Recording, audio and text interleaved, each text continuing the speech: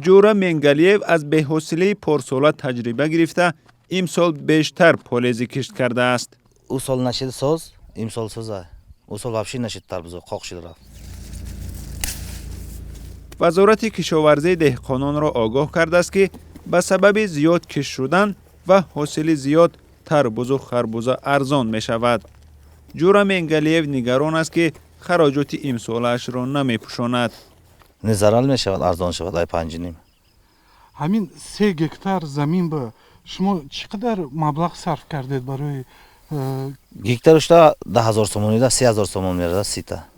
کلونکا دارو نمیشه وقت ساعتش کتی دادن نکو. شدگور زمین ها بر وقت جور میکنیم او میمونیم او مونده با جور میکنیم دا. دهقانان میگویند امسال نرخ داروهای مینرالی گران بود و خراجات کشت پالزی هم زیاد شد. سال گذشته در اول موسم تربوز را یک لخت 8-9 سومانی به صاحبکاران میفروختند. حالا یک برابر ارزان است. کمتا وایده کمی میکنه. البته قیمتر میشد با راست خود بجا میکرده. دهقانان میگویند برایشان بهتر است که حاصل غون کرده شان را از سر زمین به صاحبکاران بفروشند. امروز در نزد ما همین گونه یک تربوز را یک لخت 5.5 سومانی خودی همین دهقان با یک صاحبکار نرخ کردند، در حالی که این گونه تربوز در بازارهای دوشنبه 15-16 سومانی ارزش دارد. در بازارهای دوشنبه نرخ تربوز و خربوزه یک رنگ نیست. حالا اساساً از ناحیه‌های گرم ولایت ختلان این محصولات را وارد بازار میکنند.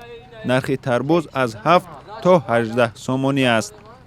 برکت تخدو هم دهقانو را که دهقانو هم مهنت نکنند خب ایوم و انون میوه میخره.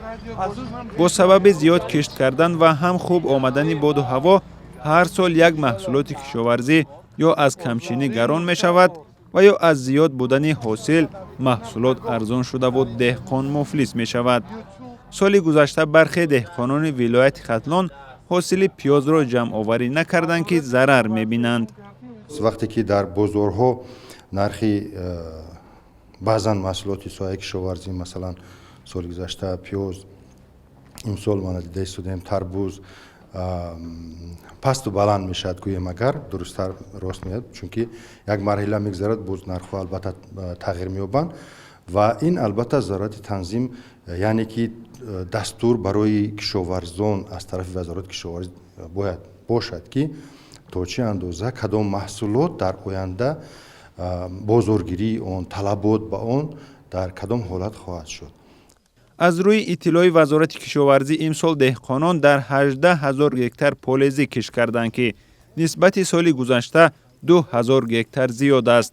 اگر سال گذشته در این شب و روز بیشتر از 1000 تن تربوز و خربوزه جمع آوری شده باشد، امسال این رقم یک برابر زیاد است. شادمان یتیم، اسکندر فیروز، آزادی، دوشنبه، ولایت ختلان.